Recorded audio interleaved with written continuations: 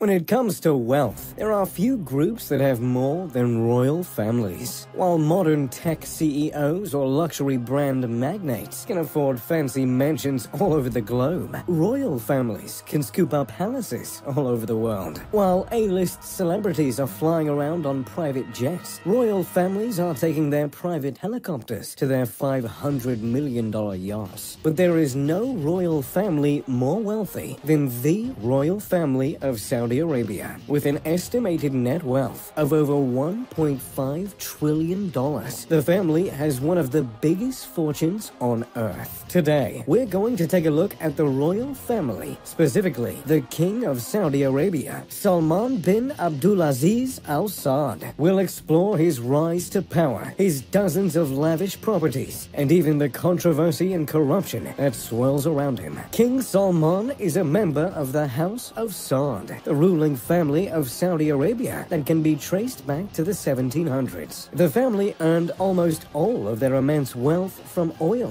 and to this day, they're earning money from it still. King Salman was one of 45 sons born to Ibn Saud, the first king of Saudi Arabia. From the beginning, he lived a life of luxury, one of the Suderi Seven, the seven sons of his father's favorite wife. He was one of the most respected children in the royal family. He was raised in Maruba Palace, a prominent palace outside of modern-day Riyadh. The palace was a spectacle in its time. 2 stories with 32 rooms, servant quarters, lush courtyards, ornamental carvings, and at the time, the only electricity and telephones in Saudi Arabia. King Salman went to school to get an extensive education, but he didn't go to any random school. His father, the king, created a school called the Prince's School that was made just for his sons and the children of important business people. Imagine having enough money to build an entire school just to educate your kid. When he turned 19, King Salman got his first job in the kingdom. In 1954, he became the deputy governor. Then, in 1963, he became the provincial governor. His power as governor lasted for 48 years. During that time, he helped develop Riyadh from a small desert town into the booming metropolis that it is today. He oversaw the building of malls, museums, and luxury businesses to pull wealthy tourists into the city. During this time, he was adamant about developing healthy relationships with Europe and the West, which further helped stabilize Riyadh financially. As time passed, his role only grew.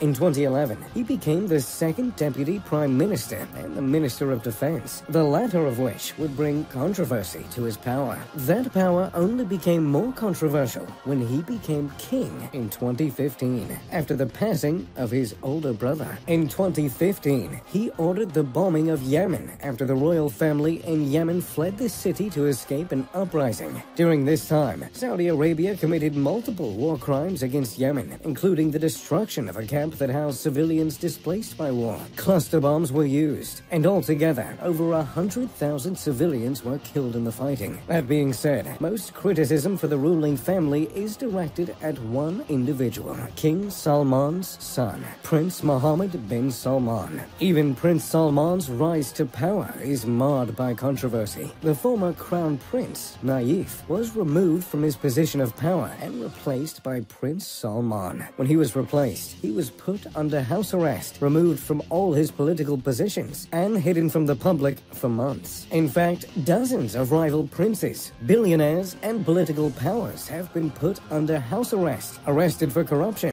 and exiled from Saudi Arabia since Prince Salman has rose to power. The most controversy, however, came with the murder of Jamal Khashoggi. Jamal was a well-known journalist who had become increasingly critical of the royal family, specifically Prince Salman. Jamal was murdered by Saudi Arabian officials at the Saudi consulate in Istanbul. By 2018, the CIA determined that Prince Salman had ordered the murder. That being said, nothing will come of the killing. There will be no murder charges filed and no pushback from the public, simply because the family is so wealthy. How wealthy are they exactly? Well, as I said earlier, the royal family earned almost all of its money on oil. The state-owned oil company, Saudi Aramco, is the backbone of the royal family's fortune. Saudi Aramco is considered by many to be the wealthiest company in the world by revenue. They have the world's second largest crude oil reserves and the largest daily oil production in the world. In addition, many members of the royal family have jobs and own shares of companies around the globe. King Salman was implicated in the Panama Papers for using an offshore company in the British Virgin Isles to take out mortgages on his luxury property in London. The mortgages totaled $35 million.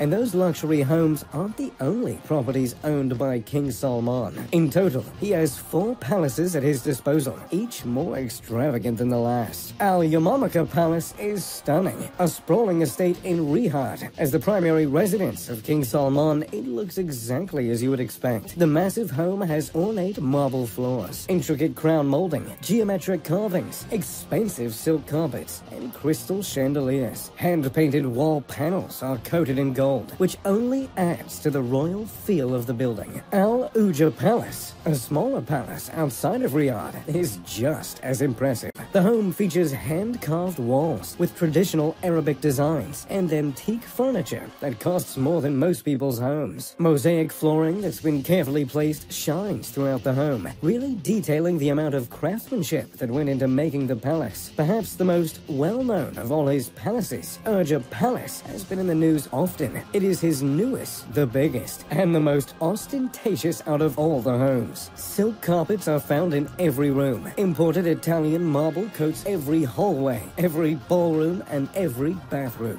Nearly everything in the palace is gilded. Even the trash cans are made from solid silver. When Obama visited the palace during his presidency, it was hard to miss the solid gold tissue holder in between the gold chairs he and King Salman sat in. And while King Salman's wealth is clear to see, he's a bit more secretive than his son. King Salman is known to have millions of dollars worth of property in London, but all of them are hidden behind company names to hide them from the public. Prince Salman, however, wants the world to know how wealthy he is. He was all over the headlines in 2015 for buying the world's second most expensive home, Chateau Louis IX.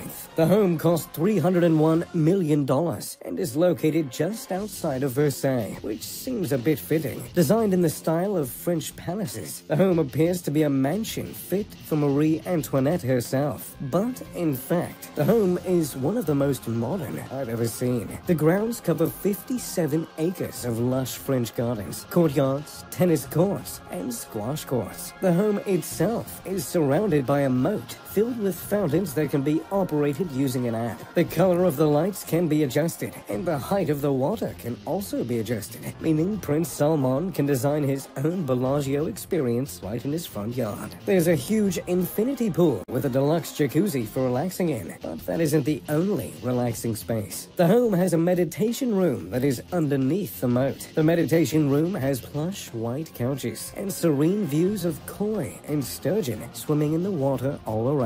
Naturally, a palace of this size has more bedrooms than it needs. There are 10 bedrooms, all with a flashy Rococo flair, including gold wall panels, pastel paint, and chandeliers. With over 50,000 square feet, there is plenty of space for Prince Salman to entertain in. There are handfuls of ballrooms, reception rooms, and formal dining rooms, all of which are dripping with the most expensive chandeliers and gold finishes. When his royal duties become really exhausting, Prince Salman can invite his friends over to party in the mansion's nightclub. The mansion is connected to a 3,000-bottle wine cellar, and it contains a full dance floor, sound system, and surprisingly, a ton of expensive art. With his fortune, Prince Salman has bought quite a few historic pieces of art. He bought a Leonardo da Vinci for $450 million, but when you're a prince, you've got money to burn like that. Prince Salman bought the world's most expensive yacht, Serene, for 500 million euros. The yacht has over 6 decks of luxury,